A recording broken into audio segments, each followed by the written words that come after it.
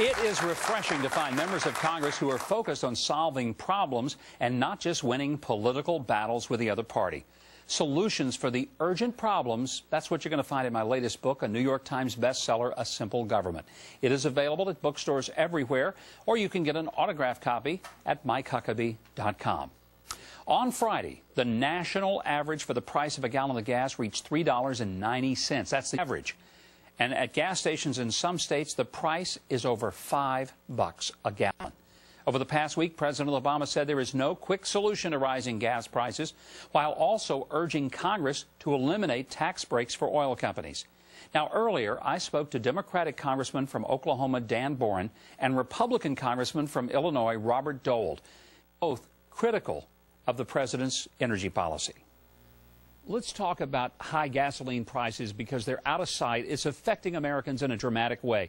Congressman Dold, you have said that there are 4 specific things that we need to do as Americans to bring these gas prices down for the people. What are they?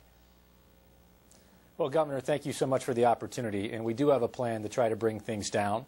First thing is that we need to send a green light to American innovators. We need to talk about extending tax credits for renewable energies, for wind, solar, hydro, you name it, which are set to expire in 2012 and 2013. We also need to be talking about ending the 17 different monopolies of boutique fuels across the country and have the cleanest fuel, a singular fuel that can be used across the country so that one particular area won't be harder hit if those runs start to run short. The other thing that we need to do is we need to explore natural gas.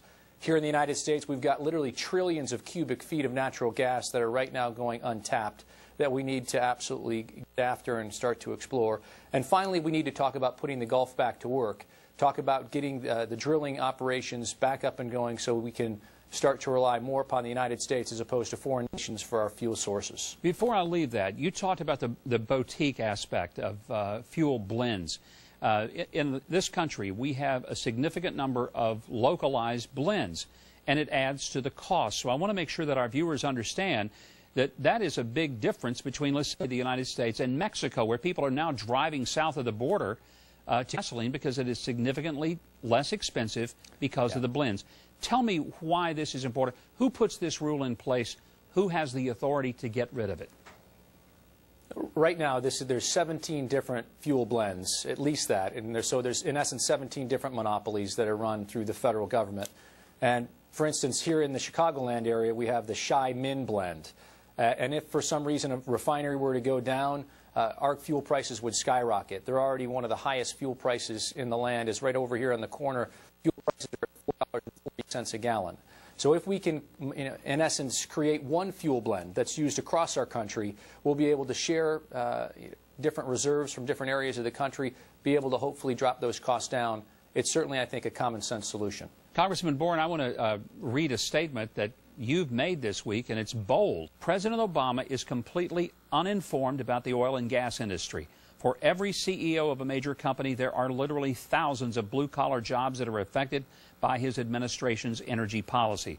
If the president doesn't want to stand up and be a leader, then his silence would be appreciated from people who are trying to find solutions. Congressman, that is a bold statement. If a Republican made it, it is exceptionally bold that a Democrat made it. What led you to say something so clear? Well, I'm extremely frustrated. You know, the president goes out, gives a speech about, these big oil companies making large profits, and he doesn't realize most of the production in the United States does not come from the major companies. It's the small independent companies, some in Arkansas, Oklahoma, Texas, Louisiana. We've got a lot of production. 90-some-odd% of the new wells that are being drilled in the United States are by small independent firms. And he's talked about taking away subsidies. Well, let me tell you what, big major oil companies, they can't take, it's against the law for them to use depletion. The small companies, the mom and pop shops, are using these incentives to wean ourselves off of foreign oil. Has the White House responded to what you have said? And if so, what have they said to you? Or have they just asked you to be quiet? They've been silent. I think they realize that they're on the wrong side of this. We are the Saudi Arabia of natural gas. We've got more natural gas than we've had for generations. We have an over 100-year supply. It is the silver bullet to wean ourselves off of foreign oil. But if we let the EPA, people like Administrator Jackson, have their way, we're going to lose more jobs.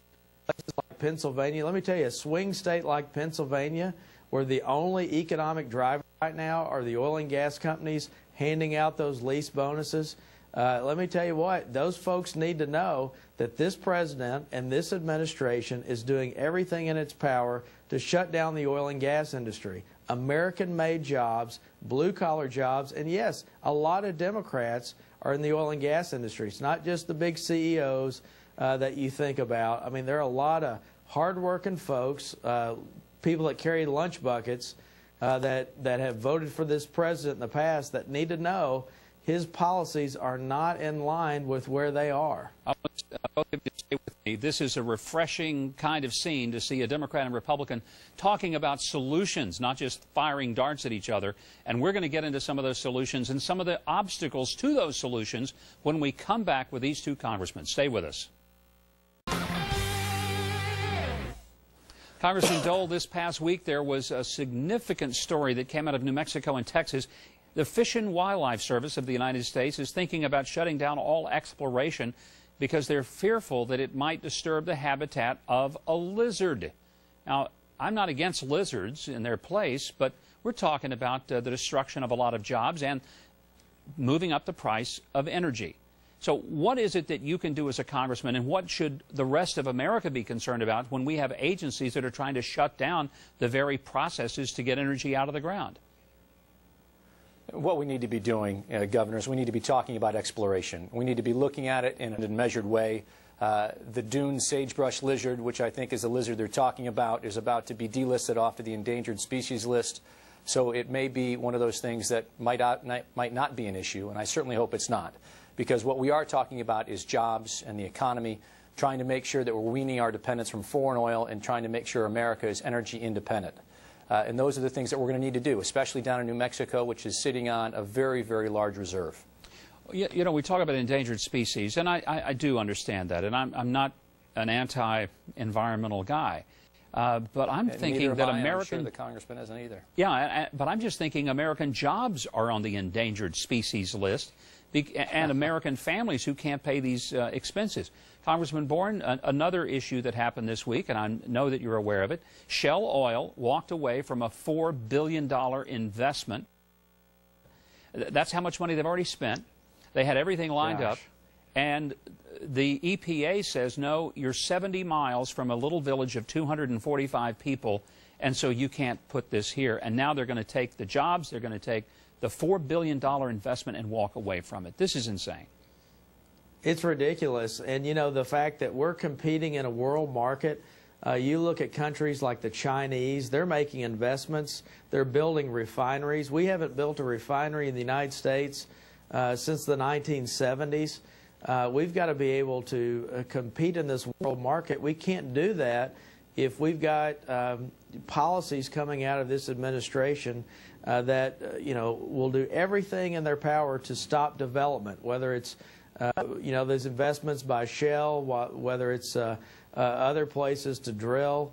We've got a lot of public land in the United States that's not open. And they talk a good game, but when it comes down to it, they want us to produce any fossil fuels. The bad part about it is, you know, Americans are going to pay more at the pump because of these policies, not because of the oil and gas companies, but because of the policies that they put in place. Congressman Dold, let's talk about some of the specifics of the legislation that you want to see Congress pass. Tell me, what would you do, and what kind of reaction do you get, not only from people of the Republican Party, but obviously Congressman Boren from Oklahoma gets it. How many other supporters from the Democratic Party do you also start seeing for energy policies? Well, certainly those along the Gulf Coast, I think, understand. They've been exposed to it for a long period of time.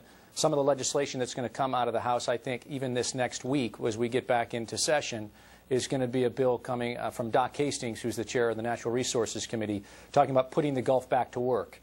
And what they're trying to do is put a timeline on, in essence, the moratorium that is in theory still in place because they haven't gotten the go-ahead for the permits to go back and drill. And that's exactly what we want to do. We want to open that up, put a timeline on it, so that, in essence, the Secretary of the Interior can get back to work, so they're not sitting on them and delaying them, slow-walking them forward. That's something that has to happen because we literally have empty rigs that are sitting in the Gulf right now that should be producing oil for the United States. I do support Chairman Hastings' legislation. I serve on the Natural Resources Committee. I will be voting for it when it comes to the floor. Well, Congressman, I want to thank both of you for being here today, giving us some real common sense and practical solutions. There are a lot of Americans out there who are squeezing the handle on the gas pump this weekend, and they're looking at those incredible prices that are inching up toward $5, and that means they don't take a vacation, they don't go see Grandma. It's going to cost them more to get to work every day. Thank you for looking at this from a bipartisan approach and trying to really bring some solutions to both of you. Thank you, and have a great weekend, and go get them out there on Capitol Hill.